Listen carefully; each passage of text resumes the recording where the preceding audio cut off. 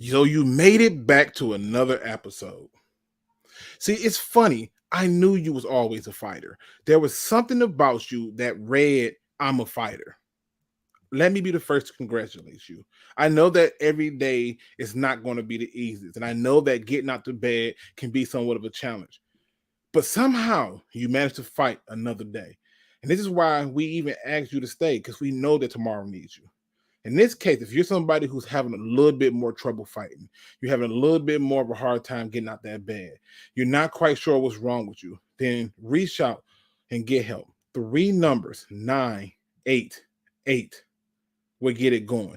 You don't got to tell them your name. You don't got to tell them anything about you. You can simply just talk and get the resources that you need to get the help that you need. I can tell you right now, as a person who has had the opportunity to survive someone who has done it, I have used so many different resources to help myself because I am still wondering, what did I miss? And if you are one of those people who are not quite ready yet, you're not quite ready to hit the button on 988. You're not quite ready to dial 911. You're not quite ready to reach out to me to have somebody go through the process with you. Then reach out to BetterHelp. I get nothing, zero, nada for promoting this. I simply use them myself. I do it for different reasons. Mental check-ins, mental well-being, just to keep the maintenance together. This is not a weakness, it's a superpower. So before you make a decision that you can't live with, and it's one of us who love you have to live with, make the ultimate decision to do something that not only can you live with, but we can live with you on it. Now let's talk football.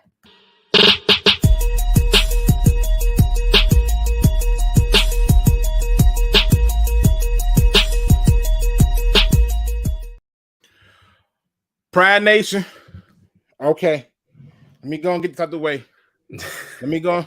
I know y'all looking up there. Y'all see Miko on this month from the Questionable Podcast. Let me go ahead and get him out the way because I'm about to get in there. Okay. Miko.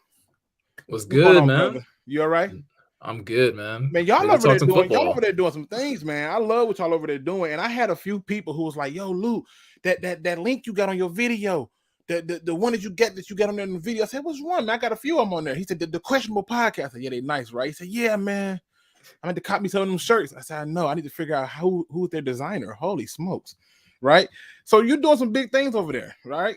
Man, so I want to give you opportunity, man. I want to give you opportunity to come on here and talk. You definitely had some issues with me, but I'm gonna give you the same disclaimer, Mika. I'm about to rant a little bit. Okay, not a lot, but a little bit. And this is gonna be a real short show because my blood pressure has been up all goddamn day. It has. So I'm gonna get right into it because usually I go through figure out who in the building. To everybody who in the building, shout out to you. To the Troys, the Neil Greens, the B Farrells, the Micro Mikes, the Old Timer Daves, the Michael Hucks, the One Funky Lion fans, the Lions Lee, the Tactical Pumas, the Foot Clans, the Dan Spanos, the 313 Kurtz, the Dat Family, the Ricky Bobbies, the Craig Fergusons, the BD Buster, the Perry Ball, the Jon Kaplers, the Chrome, to the Vast Star Wings, Looney Tune. Dan Talk Football, Friendly Neighborhood Lions fan. To all of you who in the building, thank you for being here. But let me give you the disclaimer. I'm about to give you all of my truth. I'm going to say it's my truth because y'all don't want to accept it when it's any other truth. It's my truth. And if you don't want to hear this rant, this is your chance to tune out. I'm giving you your forewarning now. In fact, to make you have enough time to set yourself up to get out, I'm going to ask Miko to simply just do one thing. Miko, can you do one thing for me, sir? What's good, man? When I start to fully go into the full-out rant, feel free to blow the whistle and throw a flag on the play. Oh, I got you. All right. Trust me. I'll throw it. Clearly today, if you look at the thumbnail, it says, remember the 1st of November. And in case you didn't catch that, that is actually a quote that's slightly modified from one of my favorite movies, V for Vendetta. And I'm just letting you know that this is a day that you're going to remember. Because the Lions decided, in my opinion, to just say F the season. They have literally waved the white flag and threw in the towel. And it's really hard for a person like me who's a winner, who thinks like a winner, who wants to win, and see no other way but to win. And they have literally just said, I've had enough. I'm going to lay down. But the ironic thing is they're going to still win about 5 games, which is even more funny. Now, I want to address the thing that Miko is going to do, but I'm pretty sure that after my rant is going to tie all in, okay? Because Miko had a little bit of an issue, or he felt the need to defend something. The Detroit Lions today decided, and I know all of you know this, so it's not news, and if you was under a rock, let me catch you back up. The Detroit Lions decided to trade tight end TJ Hawkinson to the Minnesota Vikings. And in return, they'll send Minnesota 2 4th-round picks plus TJ Hawkinson, and we get a 2nd-round pick in the 2023 draft and a 3rd-round pick in 2024. Make it make sense for me, Luke. Make it make sense. This right here is about the biggest load of bullshit I've ever had to deal with because I'm tired. I am mentally tired. I'm physically tired. I'm spiritually tired. I am just tired because I do not understand why this keeps happening. First things first, you already lack talent, so you thought to get something. Now, I can follow the logic if you believe that, oh, he's our best chance to acquire some talent. Great. But what pissed me off was as they did the reports, they tried to trade Jameson Williams. Really? They also tried to trade for a defensive back and put it out there that they're looking for a defensive back and linebackers. You don't fucking say. Now, when I was bringing my ass on up here, talking about how the Lions were probably going to go defensive back with that first pick, then linebacker, and then they can go receiver in the 3rd round, I was told I was batshit crazy. Again, the disclaimer was for you earlier. If you didn't want to hear this, you might have wanted to exit stage left a long time ago. When I was saying that, I was considered an a-hole, but now all of a sudden, they want to fix it, which brings me to my next problem. If the issue is that now all of a sudden you want to get defensive help, why are we firing the freaking defensive back coach? If you're trying to still add to the secondary, why are you doing that? If you believe that the secondary was good enough to win with, then why get rid of RB Pleasant? This is the bullshit I'm talking about right here. To take it a little bit further, I want to just kind of bring it a little bit further home. I'm not trying to be funny when I say this, but I need your help in the chat. Just a simple question. Nothing crazy. Let me type it in there, right? I'm putting it in all caps. I'm not yelling. I'm simply just want to emphasize the point. All right? It's a simple question. All right? Oh, okay. I got to calm down.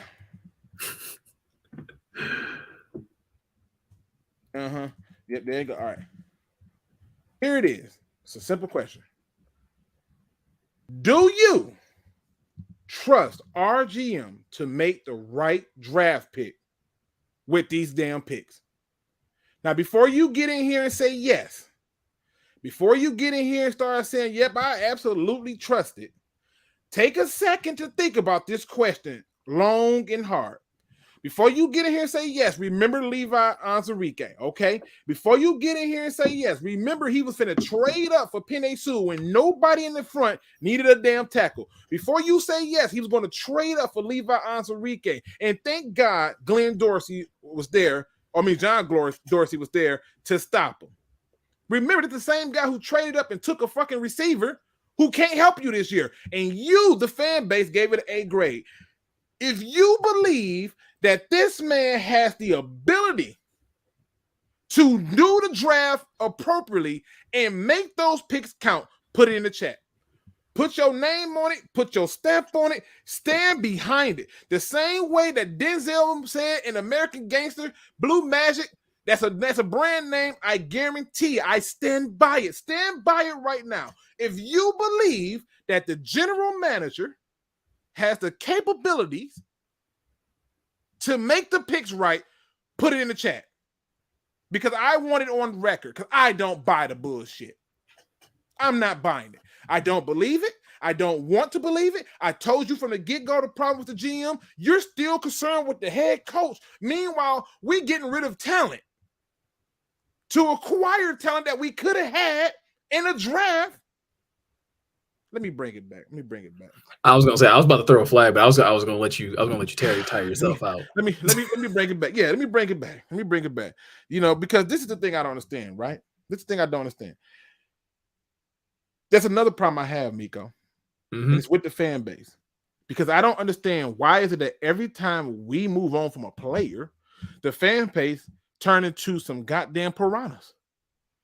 You move on from Diggs, he's trash. You move on from Slay, he's washed up. You move on from Stafford, he didn't never win nothing, and all they all did was win Super Bowls. Every player we get rid of, not everybody's turning on TJ Hawkinson. When he finna light your ass up 2 times a year, there ain't a singular player on this goddamn defense who can cover him. Do I need to go back and show you the footage of him bodying your second overall pick? There ain't a goddamn person on this defense that can do anything with him. And you get to see him 2 times a year. 2 times a year. Now, I want to kind of keep it cool because every time I say something, I get told I'm crazy. But what you don't get is the things that I say sound crazy until it age well. Got people talking about starters. 5 starters, including J-Mo on this. J-Mo ain't starting shit. He may not even play. They're giving up. He may not play. He may get 7 snaps, and that's the whole season for him. They gave up. Today was a day they threw in the towel like some cowards. Talking about grit. The only thing they should grit is their goddamn teeth and pray to God that they all fall out. It's BS. It's BS. Your GM is incompetent. You worried about the head coach? Your GM literally told the head coach, I want tomato soup, and brought that man lemons and mangoes. I don't know what the hell y'all been looking at, but it just doesn't make sense. I would have been okay if they made the trade, got more picks, and just say, you know what, we got a second and a third for TJ Hawkinson. But you had the audacity to throw 2 fourth-round picks in there. And then on top of that, while we're still playing checkers, Quasi over there with Minnesota is playing chess. Isn't it ironic that everybody named Mama praised the J-Mo trade because guess what? We only gave up a third. Well, goddamn, did we not just get that same third back? But we're not going to talk about that. That's too much coffee. Y'all like tea. This is bull. You don't go out and be a seller on a team that's in the second year of this rebuild or this build. You don't go out and be a seller. You're a buyer. You should have been a buyer in free agency when you had the 6th most cap going into it. You should have been a buyer in the draft when you had a chance to trade down and get more picks. If you was going to play this soft-ass game, you should have made the trade for Stafford with the goddamn Panthers and got everything you wanted right then and there. But instead, y'all have an issue with the head coach. You want to talk about Aaron Glenn. There ain't a single player that nobody pull up to this damn team and say, we got a game plan to stop on defense. And he came here knowing that the worst part of this team was defense. The worst part. And the first thing y'all going to tell me is 1,000 excuses of shoulda, woulda, coulda, and whys.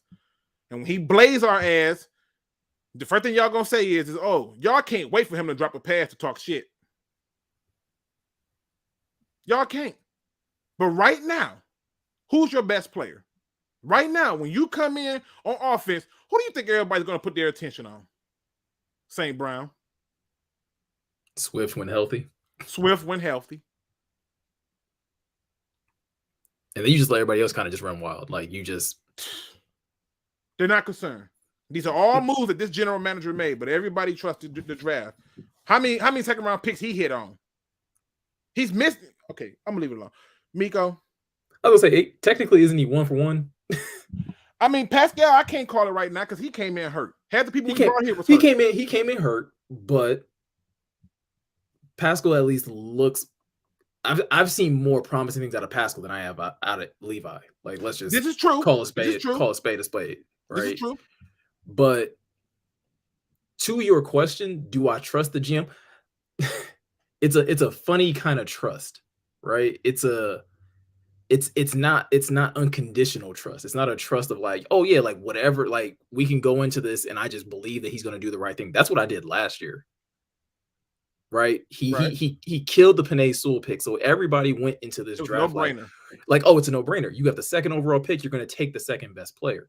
The problem with that is once there became a debate between Aiden, Trayvon, and Kayvon, it was like, oh, now we're in limbo. Now we really got to see if Brad Holmes can make those tough decisions. I think he can make the layups. If you give him a layup, he'll hit the layup every time. But if you put him in pressure situations, I think this draft kind of proved that. Again, I think Aiden has progressed in areas. I think the fact that they changed the defense a little bit will benefit him. But you and I talked about this a little bit. It's hard for me to look at Sauce Gardner and be like, dang, we probably should have said to hell with the whole position versus like positional value and just took the better More player. Bullshit. But that's not, but like I can't just put that on Brad Holmes, right? Like Brad Holmes ain't the only GM in the NFL that's out here like you don't take corners at 2. There's a lot of GMs. There's a lot of GMs. But you know who was good at taking players that was unconventional, and it somehow worked out. It's 2 people that did it.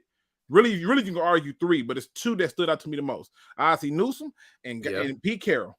When Pete Carroll took Bruce Irvin, everybody thought he lost his mind. That's right. True. Like so it's been done, but I understand that they wasn't picking 2, right? But the bottom line is this: if you look at this team, the biggest problem that they had was that damn secondary. See, I would disagree. Okay. And I think this is perspective. I really do think this is a perspective thing because I went into the draft thinking like they don't have anybody on there that I believed. Charles Harris was coming off 6.5 sacks, and I knew he wasn't going to do that again. I knew. And I knew Romeo wasn't healthy, and I knew Julian wasn't quite there yet. So for me, it was D-line. It was always going to be D-line, and that's why you needed a guy to get after the quarterback. I had more faith that Amani probably wouldn't get 6, interceptions a year, but I thought he would be consistently like getting better. He would consistently challenge receivers and not be what he's been this year. And I personally just had a little more faith in Jeff than you did. I know you and I went back and forth about what Jeff would be this year, but I at least believe that Jeff was going to bounce back. I think he's bounced back better than I thought he would. So I was like, all right, if you want to roll the dice on like, okay, you have 2 good corners that you at least are confident in. After that, you had to rebuild that defensive line because there was nobody on that line currently prior to Aiden getting here that you were like, oh, that dude can at least go out there and get 5. I didn't think Charles Harris was going to get 5. Like, I really do still think that was a flash in the pan. He will never probably generate that Miko, type of production again. Miko, can I ask you a question? Go ahead. Who are these 2 cornerbacks that you had faith in? I had faith in Jeff and I had faith in Amani. So you had faith in the guy coming off the Achilles tendon injury? Yeah, I was. Who they literally have been giving safety help to the entire time. Yeah. But see, that was me though. Like I said, you and I talked about this, and I was like, I thought Jeff got a raw deal with the Patricia regime. I think we all agree on that. He should have been. And then he had one bad game, and we never got to see if he was actually progressing. So this was the year where I was like, I think we'll see Jeff make. What about the safety? Moving him to safety, or the safeties that we had? The safety that we had that coming in. Oh, my bad. Yeah, no, I always had faith in Tracy. Like I felt like Tracy has been drastically underrated by a lot of people. Listen, I'm with you, but it's the other guy opposite. That was the problem. Remember, Deshaun Elliott? We had to experience Will Harris at the safety spot. Oh, we yeah. experienced all them other people. But my problem was that I was looking for somebody who you can move around and play in places. I didn't want no Kuda. I wanted Isaiah Simmons, right? I got people at the 3 games hitting me up telling me how great he's playing. But my problem I have with this whole entire process is this is just 100%. I'm done. And I'm gonna be honest with you, there ain't a quarterback, in my opinion, that I want to take in the top 5. There ain't. There's not a quarterback. I'm not CJ Stroud. Every time I watch him, the ball looks slow coming out to me. And if you talk about that guy from Kentucky, Levis, whatever. Hell no. He holds onto the ball for dear life. He's Justin Fields 2.0. If you go down to Bryce Young, so we're just going to go the Russell Wilson route and take the quarterback who can't see over the line when your center is guaranteed taller than him. Got it. Like, I'm not trying to be funny. I don't trust this general manager to do it. And I'm tired of people subscribing to this. It takes 3 years to build a team thing. But the dumbest pick was taking a goddamn tight end that we're now going to put our faith in. Well, it took us years to find a goddamn tight end.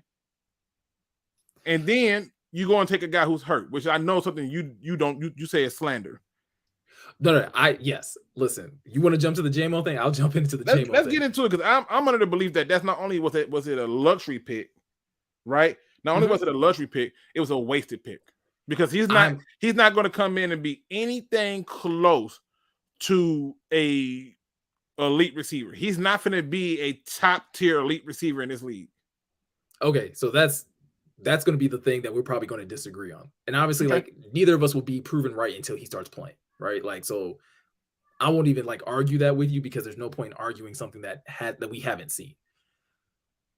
I was of the belief that this season, like, I know you work in absolutes, right? Like, it's either good or bad, one or the other. When it came to me looking at the season, it was everybody had something different to accomplish. Dan Campbell, what he had to accomplish was that he had to at least be able to show that he could improve this team, go from 3 wins to at least 6, in my opinion. Jared Goff was the one who had to like showcase the most. You had to show that you could be the quarterback that could basically elevate a team to 9 wins. He's not doing that. So there's failures on both ends of that. Jameson Williams, though, is, to me, I will agree with you that it was a little bit of a luxury, but you're saying you're going to pick a wide receiver anyway. If you have the ability to go with the best one, then why would you settle for taking someone that's lesser than? If you have every ability to take, that was available to help me now. Or better yet, think about it this way. How about I don't take the receiver at 12 and I take a linebacker who can help me now, or a DB, which they're trying to trade for before the trade deadline ended. How about I try that? We needed a wide receiver. Thank you, Foot Clan. We needed a wide receiver. There is no way that you are going to sit here. We're going to sit here and pretend that a DJ Chark coming off of an ankle injury, a Josh Reynolds, who has always for his career been a third option, and Amon-Ra, who basically is a great number 2 and will probably be, he's always going to be like the reliable guy. He's always going to be the guy that's going to operate in the middle. But you had nobody on the outside that you could go in game in, game out, Miko, and trust to win. You said we had Chark, who had coming off an ankle injury, because the injury that our receiver coming off of is not worse than an ankle injury, right? That we drafted 12th overall. I would say no. I would actually say that Chark's is worse. Considering the type of injury he had, like ACL tears, I feel like have become very common. We see people come back from ACL tears. It's a matter of how fast, and I think that's the thing that Brad Holmes has said. This is one of the, if we're going to talk about what you believe from Brad Holmes, this is one thing I do believe. Bringing him back early would have been the worst decision the Lions ever did. He can't help if you bring him back early off of a torn ACL and he tears his Achilles coming off of that, because that's what OBJ had. That's what happened to OBJ. That's what happened to Kevin Durant, and I believe that's what happened to Klay Thompson. You rush these guys back from these ACL injuries because they become so common, and then they tear an Achilles. Now you don't have them for 2 years. So if you want to sit there and be like, you know what, we're going to let him fully heal and see what this offense has, because you felt like you had something palpable with the pieces that you brought in, I don't have a problem with it. Let me ask you a question. What has Jameson Williams done for the Lions this year? Nothing. Jared Goff hasn't done much of anything either. We're not talking about the quarterback, though. We're talking about a guy. I'm just saying, we didn't trade up 12 spots to get him. We didn't trade up 12 spots to get Jared Goff. We traded up 12 spots to get a receiver who can't help us. So what has he done for us right now? Nothing. Okay, let me ask you a question. It's not about right now. Okay, so what if that pick was never about right now? Nobody who here thought that pick meant something for right now. I didn't think that the pick meant for right now. What I thought is that the pick was dumb. I think that what they should have did was get people who are available and can help you right now. Because guess what? At the end that's of a the matter day, of opinion, though. That's a matter of. But that's a different strategy, right? This team was still building. This team was not, after that draft. This team was still not going to be competing for a playoff spot. Like that was always the case. Okay. As much as we probably hoped it would, no matter how much Hard Knocks got us believing that it might have been the case, this team was not going to compete because of Aiden and JMO. The hope was that they would be a little bit better, right? That they would be a little bit better for the future. And I still believe that they could be. Jameson Williams could still be very much better for this offense in the future, because he is finally going to be the thing that they don't have. They didn't have it last year. They didn't really quite have it perfectly when Chark was healthy. Okay. So let me ask you this. I can't say what he's going to be in the future no more than you can say what he's going to be in the future, right? Sure. Okay. But I can say what he is right now in the present, right? Yeah. And right now in the present, he's useless. And as much as we want to talk this future talk shit, it don't matter when he's not even out here to be used. And my only problem, hold on. But isn't that what draft picks are though? Like draft picks aren't just for the immediate; they are for the future. They are for the future too. But here's the problem: you don't go. Your defense was ranked what last year? And points given up. I believe they were last. Okay, and you come out and think you can trade up 12 spots and take a damn receiver who can't play. That's too much of a luxury for you to have. And in my opinion, when you're not going to compete that year anyway, you're not competing. Like you were not competing for a Super Bowl that year. Listen. We're not talking about competing for a Super Bowl right now. That's future, right? We're not talking about that. I'm talking about coming into this season. Hold on, wait. Coming into this season, the Lions' biggest problem and need was defense.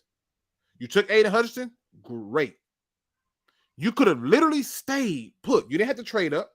You could have stayed put, got you another receiver, got you a linebacker, got you a D tackle, and a safety, all in this one draft without doing a single thing but sitting and let the board come to you.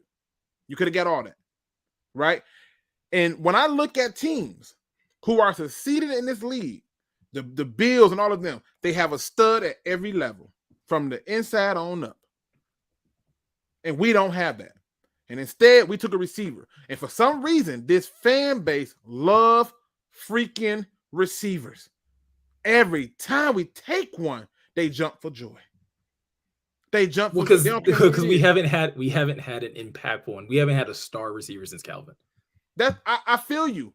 I feel you. And that's the only explanation I can give for that level of excitement, right? We haven't had one since Calvin. So being aggressive and getting the top receiver in the draft class, like it's not like you got. I think I would probably agree with you a little bit more if they had traded up and they went and took Chris Olave, or they traded up and they took Garrett Wilson. Like I would probably be like, yeah, this didn't make sense. Why would you trade up that far to take the third, second, third, or fourth receiver in the draft class? You traded up and took the first. So that's like. And it was a need.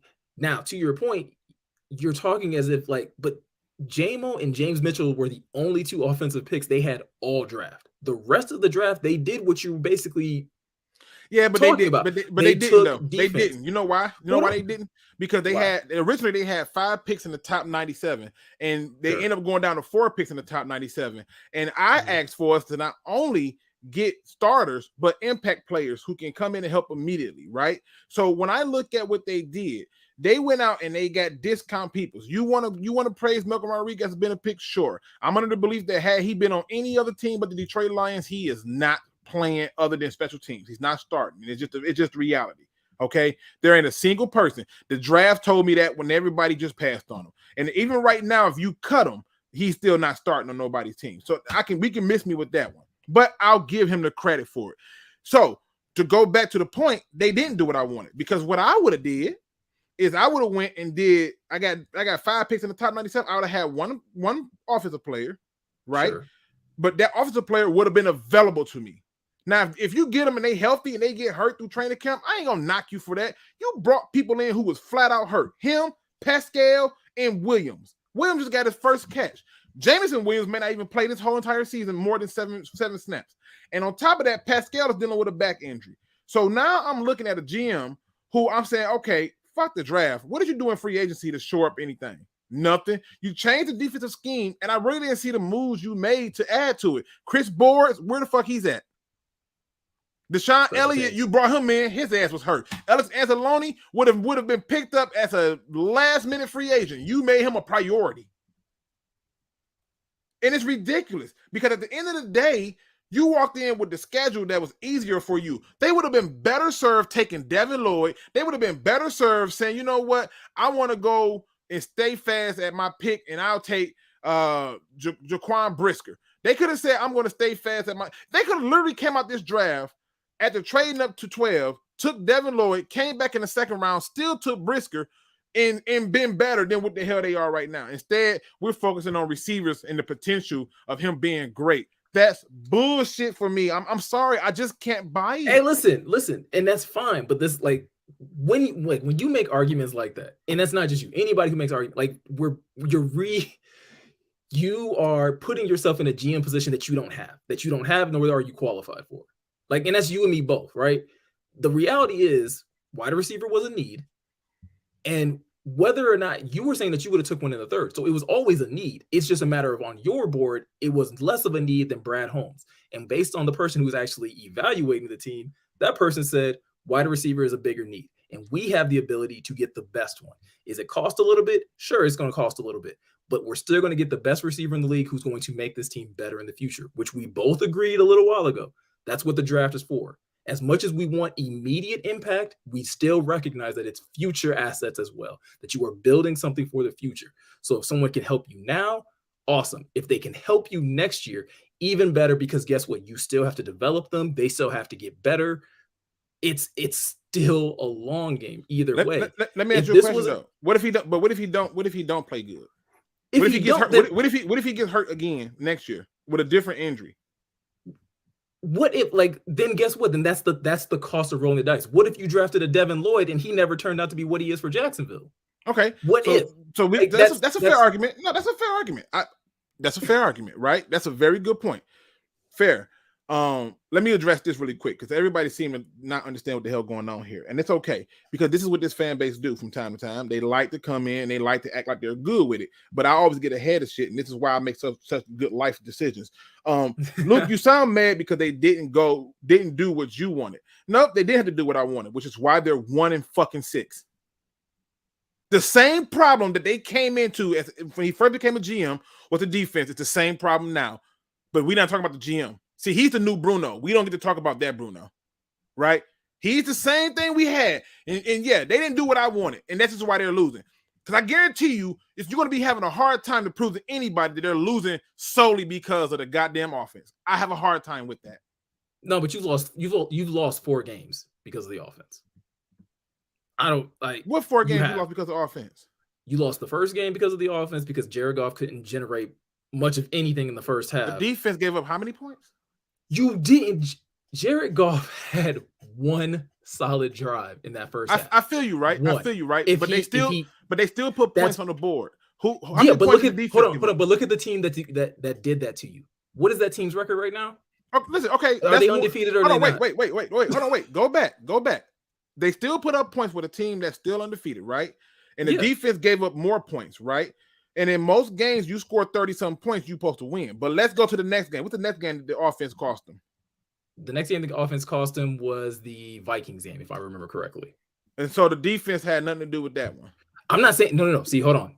Don't twist my words like that. I'm not saying that the defense isn't responsible, that they couldn't have played better. But if we're talking about like, hey, the defense did this, the offense needs to convert and just do X, Y, and Z a little bit better. That's my whole point with the Eagles game. Eagles, if you are more of a threat in the first half, then maybe it doesn't you don't have to do this last minute fourth quarter drive type stuff where you're trying to get last minute points and have to worry about. Defense can hold. You won't have to do that. I mean, let's be honest. The defense is not there. They're not even giving up games where they're holding teams to 21 points. So I'm just trying to figure out where we're going to get to the offensive problem, because if you score more points than the other team, you generally win, right? But when is the defense going to hold somebody just to 21? I'm not asking for you to do 3 touchdowns. When are they going to do that? Listen, Luke, you were saying the same thing I said the first 3 weeks of the season. All right. I'm not here to debate whether or not the defense is or isn't doing enough. I'm simply saying that when I looked at the first game, I sat there and said, if your offense showed up for the first half, maybe this game is different. Okay. Let me address this. That's all I. Luke, you are not the GM, bro. I'm sorry they didn't draft who you wanted, man. Get over it. You think I say certain things and people love to just create separate narratives that have nothing to do with it. It's just, I don't care that they didn't take who I wanted. I don't care. Mm-hmm. They didn't take anybody that another team is game planning for. And you just traded away a tight end that team's game plan for. The hell is you talking about? They don't have to take any person I like. I can like Megan fucking Fox. It does not matter if I still got Halle Berry. It don't matter. At the end of the day, they didn't get the Halle Berry. You didn't get a guy who they're accounted for on defense. Who is your stud on defense? Since I'm concerned about who they took, who's the stud on defense they took? Who they add in free agency that's a stud that teams pull up and got a game plan for? I'll wait.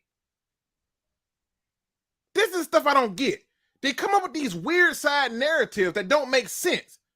Acting as if though they did something special in the draft, taking a bunch of hurt-ass players because they were captains. But that's not what this team is suffering from. They're suffering because their defense is consistently giving up points and big plays. And they're giving up big plays because your D-line that you invested money in can't even sniff the ass of a handicapped quarterback. Meanwhile, your secondary out there running like chickens with their head cut off, trying to maintain. Because your front seven is ass. Your average ass linebackers is ass. Ellis Anzalone comes here and get to be a starter. Chris Board, a career backup, come here get to be a starter. A 6th-round draft pick come in and just looks decent enough to be a fucking starter. And you have the audacity to talk to me about, oh, get over it? I'll get over it when you start to get more higher expectations. Expect more. Stop acting like this general manager and this team done something to deserve your respect. To say, oh, they did this and this. There ain't a single damn impact player on defense. Not one. And I'm mad. Stop it. I'm mad at the fact that this team continues to make decisions that don't lead to nothing. Meanwhile, while we playing fucking checkers, the goddamn Vikings is playing chess. Now, going forward, what are they going to do in this upcoming draft that's going to have them competing for the division next year against teams like the Packers and now the damn Vikings? But I'm mad. I don't know if you can really throw the Packers really in there. What are they missing? Receivers? Yeah, and they probably won't have the quarterback next year. Okay, so let's say that they I doubt that he leaves, but let's say that they don't have the quarterback, right? Then we can talk something different. In the meantime, his ass is there. He's still under contract. Yeah, sure. I'm just saying, like, it ain't. So it ain't the Green Bay of old. But what I'm saying, Green Bay, all honesty, Green Bay really just needed a receiver. Yeah, no. And Green Bay really just needed to pay Devontae Adams. Yeah. And they really can still add receivers and still be back to where they was at. So my point I'm trying to make is what are we going to do to leapfrog them? Not a goddamn thing in that draft. Nothing. No, but I think it. All right, I'm gonna address this because I do want to get back to the point where I was like talking. Go ahead. About I'm sorry. My bad. No, you good. No, you good. To address that though, Dr. Detroit just kind of said it. Like, I don't think they're really looking to compete. And like the Lions, I don't think the Lions are looking to compete not just this year but next year. I think that is what the TJ Hawkinson trade signified. Like, you're not just giving up on this season; you are also giving up on next season because you are essentially. Put it this way, Brad Holmes had the ability to maybe hit the hard reset when he first got here, right? They could have did hard reset, cut a bunch of players, try to trade a bunch of players away, but they were like, no, we gonna take inventory. We're gonna take stock of what we have and figure out who needs to stay, who needs to go.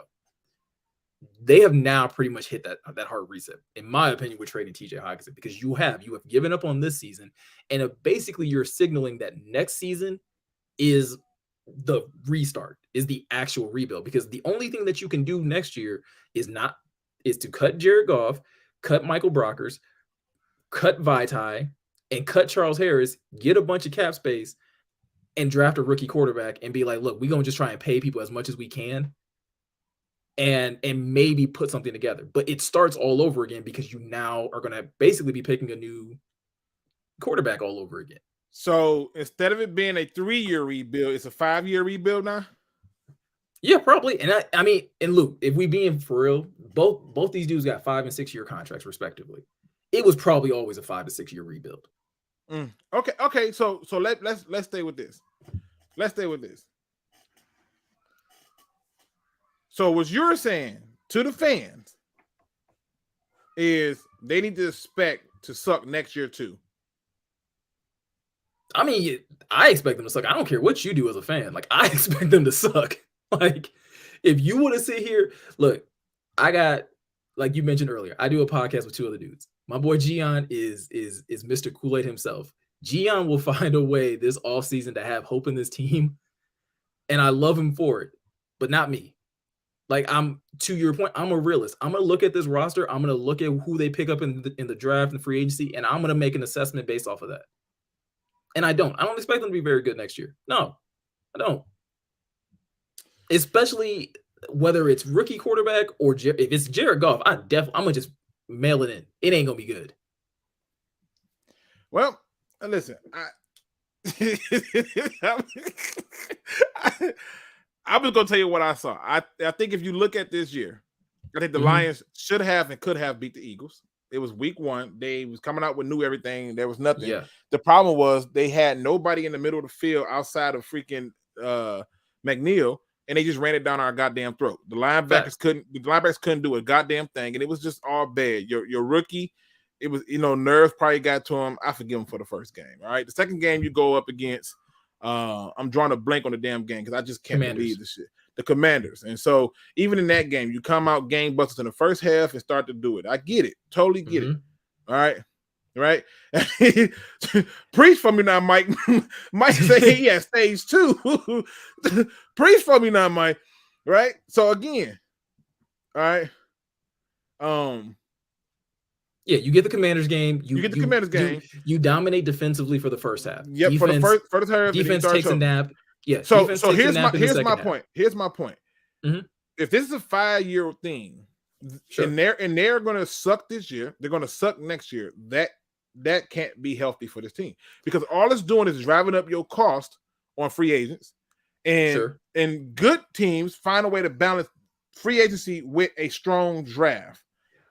Can I hold on? Can I clarify real quick? When I say they're going to suck next year, I just mean like you're probably going to get like 6, maybe 7 wins. That sucks still. That's still bad. No. All right. I just want to be clear. Like, I think this year, I think you're like number 1, number 2 pick all over again. Next year, like at that point, everybody should be fired. Dan Campbell should be fired. Brad Holmes should be fired. If you're picking first overall after going second overall, that's a hell of a regression. It's almost impossible to do that. You should be fired. It's a reason. It's a reason why the Jaguars moved on from so many people. No, and I agree. Like, I mean, again, the only reason I would find it acceptable this year is because you need a quarterback. You need one, and that's the only saving grace that Dan Campbell and Brad Holmes will get is that if I'm Mrs. Hemp, I would be basically being like, so no Jared Goff next year, right? Is that what we're all agreeing on?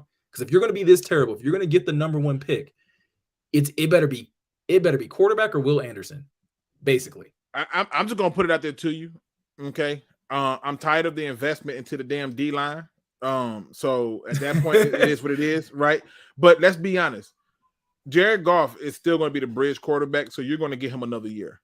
And so, well, it just is what it is. That's your general manager. He's so fucking awesome. Well, that's your general manager. But to your point, like, and this is why I'm not refuting any of the criticism that Brad Holmes is getting because I do think some of it is justified, right? Like, okay, trading TJ, fine, right? Had this conversation with Gian last week. I would be perfectly fine with him trading TJ. What I was not okay with, and the only thing that I have a problem with a part of this deal is that you traded him in division. It doesn't matter though, because remember everybody clown crazy. Everybody. I'm just saying. I'm just telling you from the perspective of the fan base. What I've been saying. You saw the chat. You in the Discord. You seen what people were saying. That bullshit. How all of a sudden they want to turn and become attack dogs, right? So I'm saying, even with that, you already they're not concerned with him, right? No, they think that we got answers to this. No, and let me tell you why it's a bad move, right? Again, trading TJ, great. So that's the equivalent of taking a step forward. You have got draft assets to build and get additional pieces for wherever you want on the team. The reason this now becomes a step back is twofold. You gave up draft assets, which I'm not a favor of. You've already given a team like a star quality player, but then you did it in division. So the gap between you and the team that is already 6-1 just got wider. So now your rebuild, you basically prolonged your rebuild even more by helping the team. Everybody got to be fired, and I'm sorry, everybody has to be fired. If I'm giving somebody 5 years, I'm giving Sean Payton 5 years. I'm not giving 2 newcomers 5 years. I'm not doing it. Listen, I told people that at the year 1 that we should have fired Matt Patricia. I was told that this is ridiculous. You can't fire a coach after 1 year. I said, y'all not hearing me. He's not going to do shit the second year. Second year come, he didn't do a goddamn thing. And I told people, can we fire him now? And everybody told me, no. It takes 3 years for a rebuild, Luke. And then year 3 comes, and I'm like, when the fuck can we fire him? Now we gotta wait 5 years with some more people, which is me. And I'm gonna tell you right now, that is the biggest mistake, because right now the biggest thing that people are going to judge Brad Holmes on is what he did with those picks from that Stafford trade. And I gotta tell you, he's going to need for one of those picks that he traded and used to move up to go and get Jameson to really fucking pan out. Because if it don't, you thought it was going to be a 5-year rebuild, we're back at the same goddamn place. We literally just walked in circles. And my issue is this. Mm-hmm. My issue is this. If the players perform, I don't really give a shit. I don't care about the picks. I don't. Because I got to trust that the guy who's going to get them is going to get them right. And I don't trust him. I don't. And listen, based on the way this season is going, I understand why you don't. I do. I get it. I don't think any of us thought the defense would be this bad. I did. I thought it'd be like in the 20. Well, that's what I'm saying. Like, but it's in the 30s. I know, but I realized it was gonna be this bad when that first game happened. I went, fuck. Well, like, listen here. When the Eagles, did what they did, I was like, here's linebacker showing up. Here's, in my opinion, I specifically looked at Alex Anzalone. I was like, this is where you mean to tell me Alex Anzalone was guaranteed a spot?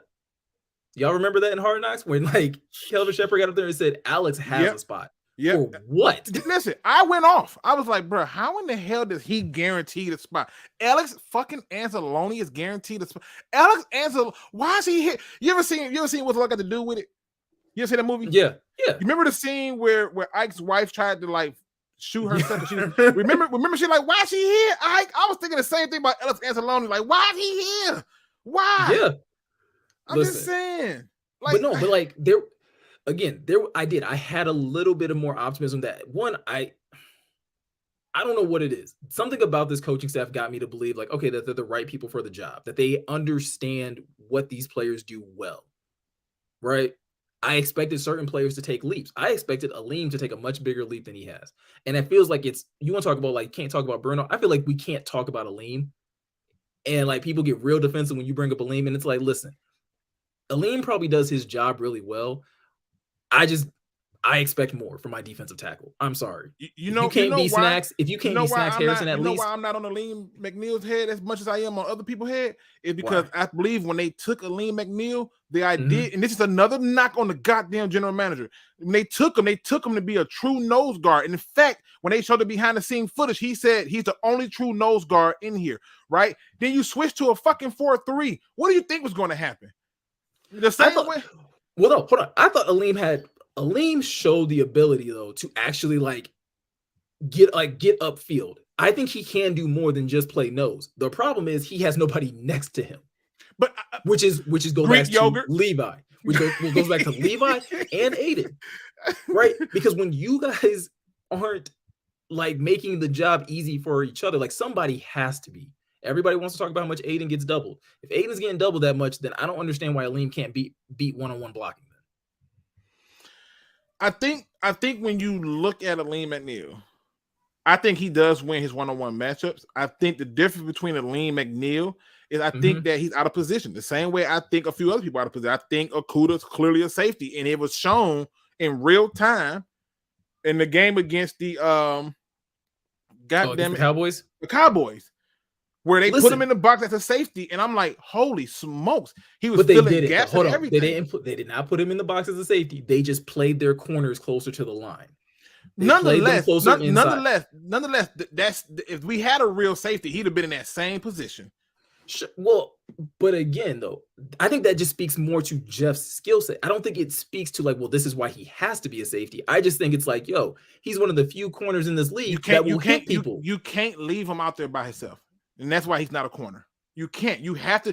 Because he needs safety help? because he needs help. Yes, but he's not the only one. I know, and that's the problem. That's why those other ones keep trying to find that guy who can do it, and that's why people like DK Metcalf were so disrespectful and shutting everybody down with that shutdown corner shit, because he knew the same thing, bro. You can't call him a shutdown corner. He always get help. That's just facts.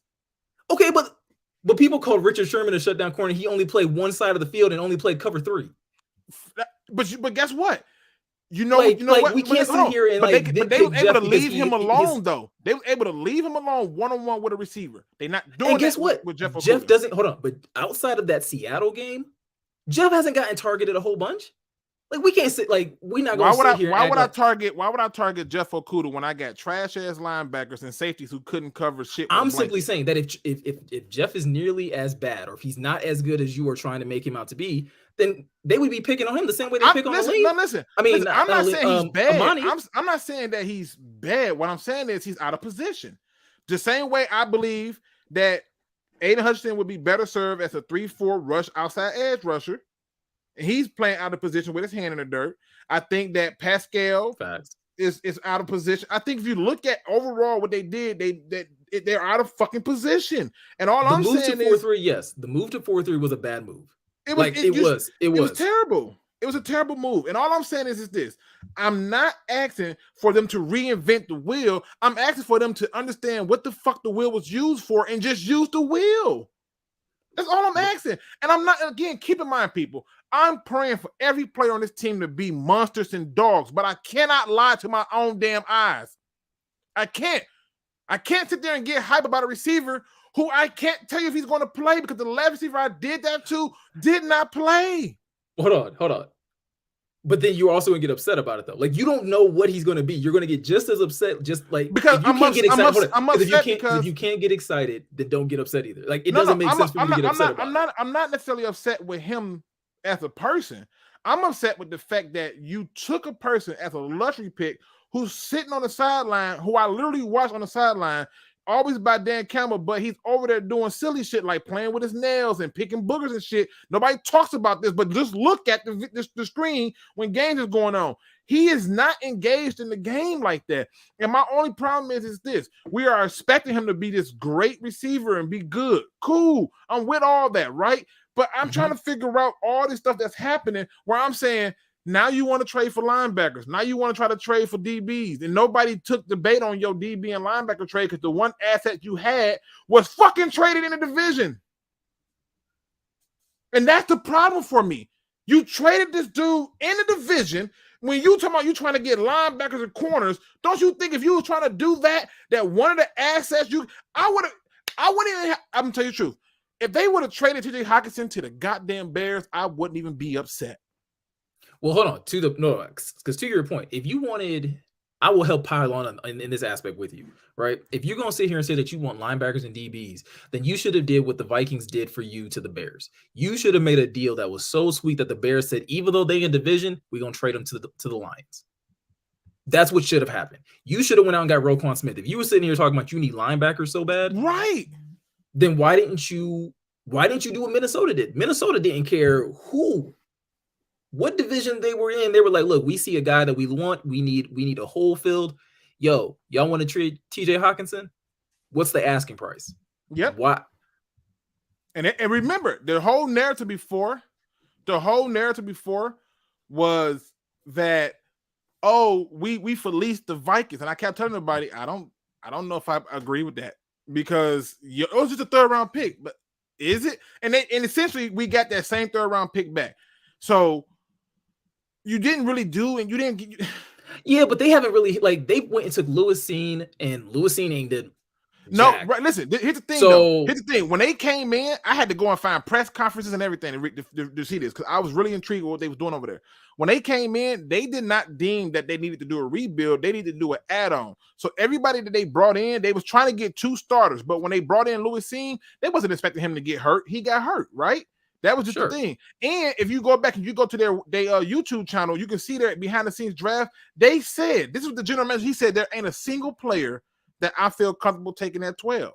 I feel much better moving all the way down to whatever the later pick is, because it's essentially a second, and taking them from there. But but again, that's situational. That's their situation. Like you said, right, they're looking to add on. So that's what I'm saying. That's what I'm saying. We're in agreement on that. Yeah, that's their situation. Yeah. So that's why I'm not trying to compare with them. I'm just making the point that my real issue is not with Jameson Williams. If Jameson Williams, if he was healthy and they did that, I'd be like, fuck yeah, because he can help us this year, right?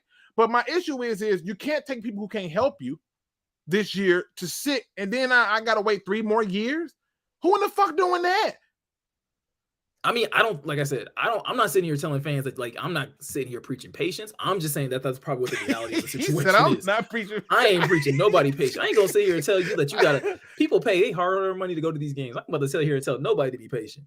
But it's the reality of the situation. When you make moves like you do today, when you make certain decisions to draft certain players, I do think, like, I get that they were both hurt. I get that JMO was hurt. I get that Pascal was hurt. And I get that Levi was hurt when they were drafted.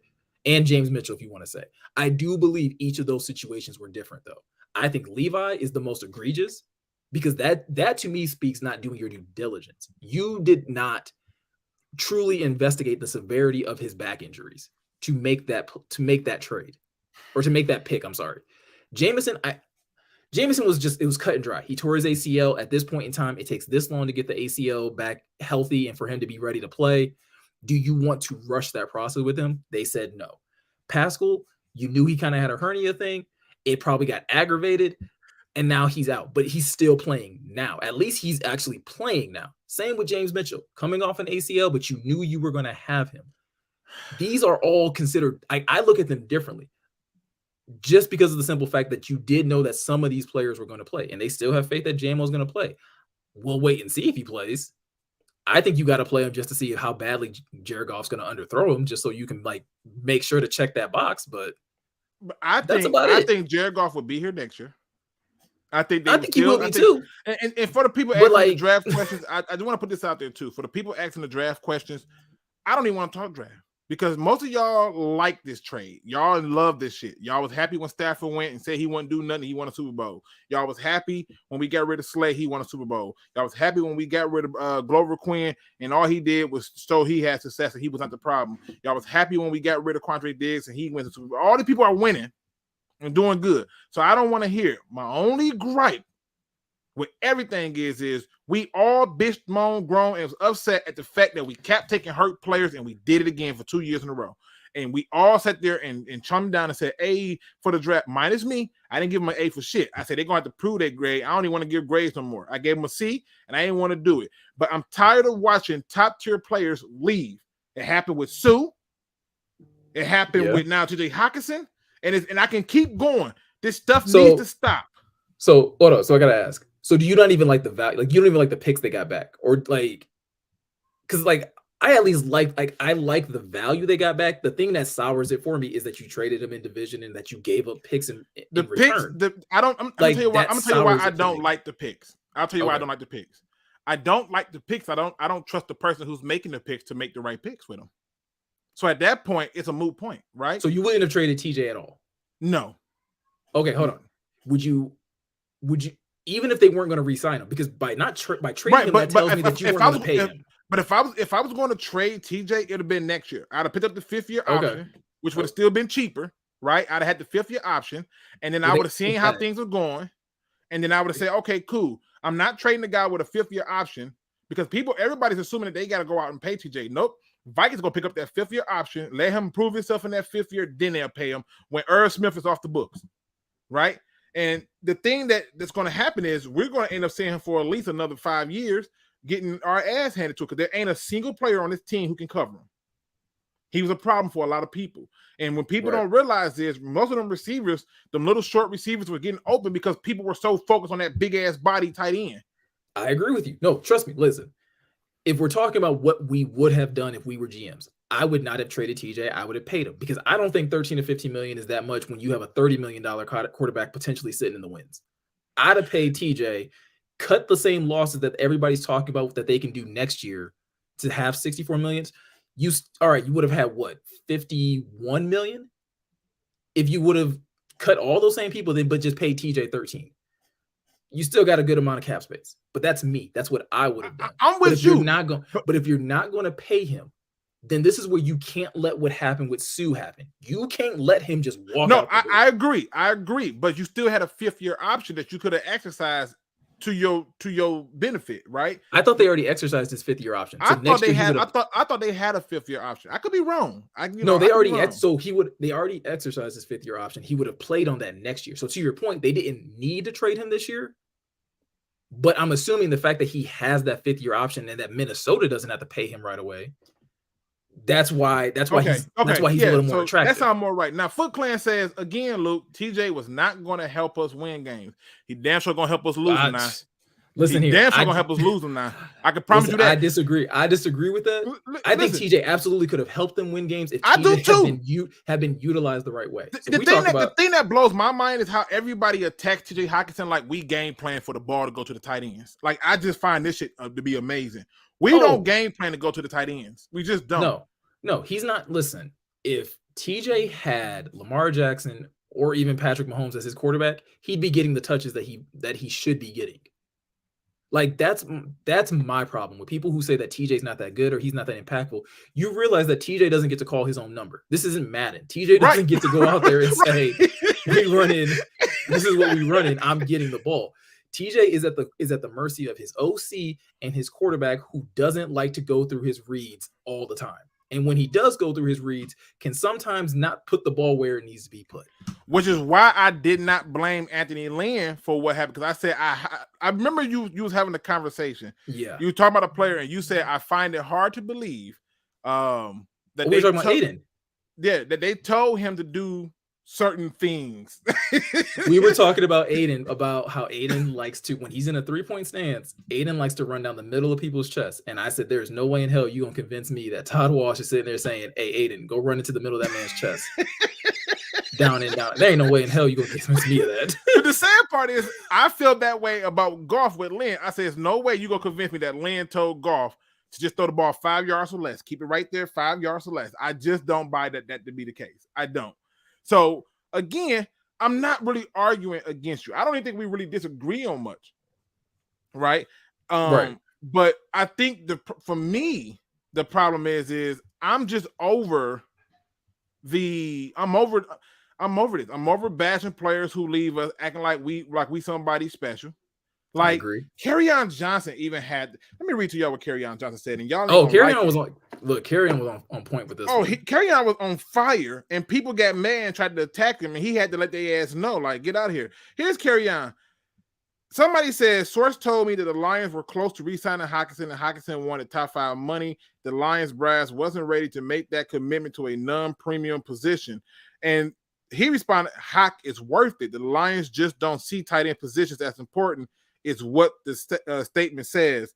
And then he goes and he says, "I really don't understand how the Lions think this was a balanced trade." And he shows the trade for TJ Hawkinson. He says, "Oh, they really just giving up." And fans went to the defense of this team. Fuck that. They did give up. They did. And this is, hold on, because so having a top tier, and I determine top tier by being like top 5, top 10 of your position, right? There's 30 some odd teams. If you in the top half of that, top tier. TJ's in that. We can sit here and debate whether you want to say top 5, top 10. We can debate it. But he's in that range for me. Yep. When you have players that range in the top 10 at their position, you don't give those away, in my opinion. You don't give those away for anything that is not a king's ransom. Now, if you weren't going to pay him, though, which is basically what the rumors were, was that they didn't want to pay TJ, then fine. Get him out of here and at least get something for him. Because if you're going to sit here and not value something the same way I would value it, then that's just a difference of opinion. That's a difference in profession. You're a GM. I'm a fan out here watching the game. But we're not going to sit here and act as if like TJ couldn't have helped them if he had been utilized the right way. We're not going to sit here and pretend like that's a reality. First of all, shout out to Hank with that cool ass photo with the lion with the cigar. Hank 313 Detroit Lions Blood says the 4th down faddish ass coach cost us a win on the road, Luke. I don't have a problem with a coach going for a 4th down. Andy Reid did the same thing. Now the person bat their eye, and all they said was, "Well, he won a Super Bowl." I don't want to hear it. It still was a dumbass decision. He went for 2, and then he didn't even need the 2. The 2 didn't change anything. And then for all the people who like to get on his head about these little small things, not a single person said a single goddamn word when he did that fake fucking punt because it worked. And y'all only get mad when it don't work. Yeah. Nobody said a single thing. He was so goddamn close to our own red zone when he called that fake punt. But because it worked, great call, coach. Great call. So be fair. And when we are going through this. Now, let me go get one more person because I know he's trying to get some understanding. And I like when people ask questions rather than attack me and just say, I don't get it. But my man Foot Clan says, so Luke doesn't trust Brad Holmes because he hasn't drafted well. I'm confused. I don't trust Brad Holmes because he hasn't done a goddamn thing well. He doesn't see what the main problem of this team is, which is defense. He doesn't do free agency well. He doesn't do draft well. What player has he drafted that you went about? And you can't say Jameson Williams because we can't see what the fuck he can do yet. He's hurt. And you can't, if you want to say Aiden Hutchinson, okay, let's say Aiden Hutchinson. He's had 2 good games. Great. So I'm gonna play a little devil's advocate here. Please do.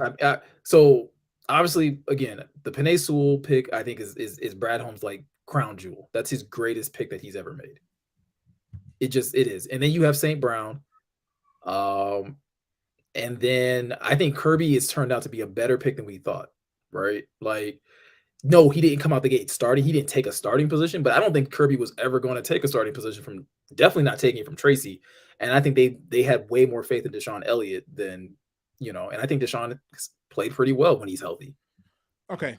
All right. Then you have Malcolm Rodriguez. Miko, you see that on the screen, right? Where it says Penei Sewell is the guy you go ooh and ah over, right?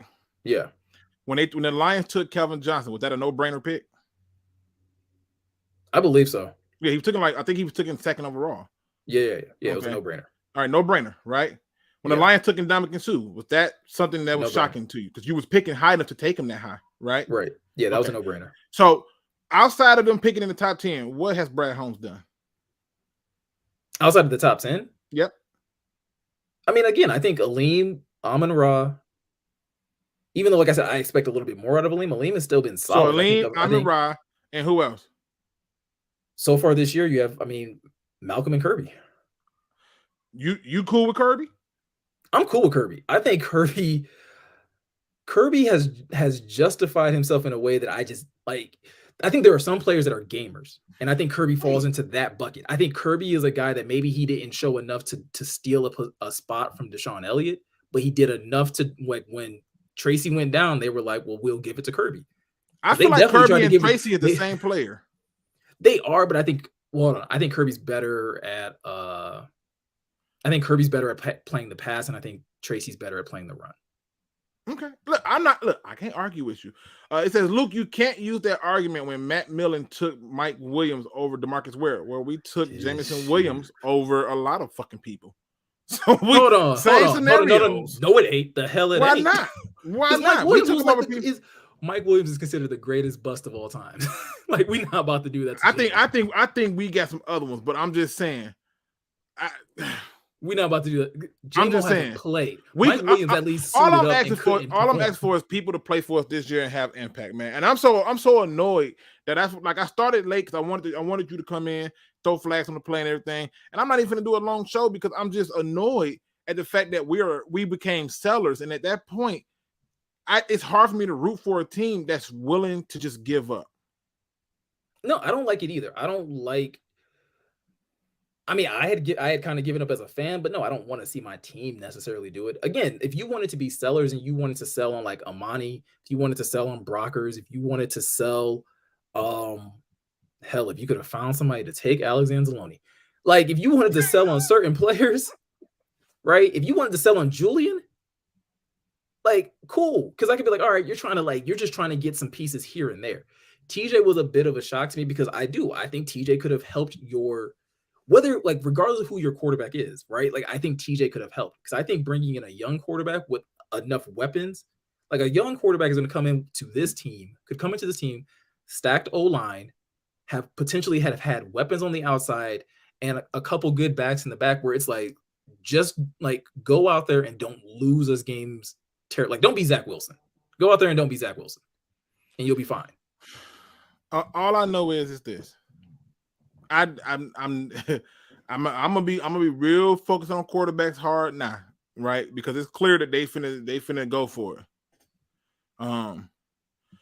Go Lions said, what happened with TJ? Got traded to the Vikings. We gave TJ Hawkinson a 4th round pick in 2023 and a 4th round pick in 2024 in exchange for a 2nd round pick in 2023 and a 3rd round pick in 2024. And according to all the experts, we essentially traded TJ Hawkinson for a 2nd based on draft trade charts and stuff like that. Whatever. So look, this is where I'll agree with you though, right? At the top of the draft this year, like if the Lions continue this trend, where I think it's very possible that they don't win. I think it's very possible they don't win more than 3 games again. I think they could very well have 3 to 4 wins and be somewhere in the top 5 of the draft this year. The one thing I will agree with you is I don't know if I love any of the quarterbacks at the top right now. I don't either. And that's what of all the years to do this BS, this is not the one. It wasn't last year though. Remember? Right. They wasn't trying though. They was trying to win. Remember, they was trying to get out of that position by winning, and they just didn't have it. It was too many injuries. So I think we could see them make more of a defensive push because the defense is this bad in back-to-back years. I think again, I don't think you'll agree with them, but I think they will look at their defense and say, we have Hutch, we have Pascal, we have Rodrigo, we have Aleem, we have Jeff, and we have Tracy once he gets back from his injury, and we have Kirby. Those are your defensive players I think that they will trust to go forward with. Everything else is on the table. Everything. I ain't even mad at you, man. I'm going to get into final thoughts because I need to go play with my kids to get my blood pressure down. I can't. I really can't, bro. Like I told my son, he was like, we gonna play hide and seek if I go to bed? Yeah, we're going to have to play some hide and seek because I need to do something else. I can't, bro. You're about to be hiding for a while, man. Yeah, Dad out here taking a I'll go back to the 2 hour tomorrow, but I can't today, bro. I just can't. I'm too frustrated and irritated, to be honest with you. And I'm sorry. This fan base, how they turn piranhas is killing me softly too. And the fact that everybody is just okay with this. But I'm telling y'all don't realize something. I keep track of this stuff. I remember y'all names and everything. I do. And I remember what y'all said.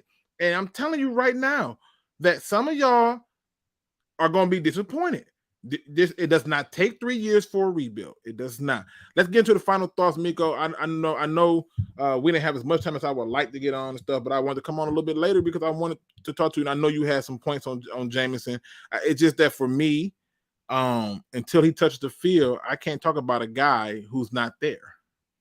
And that's fair. And like I said, if you don't want to talk about it, that's fine. I just think like it's also premature to criticize him or to be down on the pick. Not necessarily criticize him, but to be down on the pick.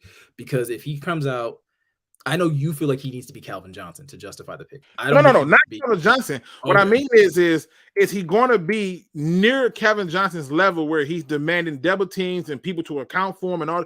And if he's that and he's still making big catches and still like a DeAndre Hopkins, who's not really the biggest guy, but he bodies a lot of people, then I'm like, okay, cool, right? If he's Devontae Adams, cool, right? If he's Stephon Diggs.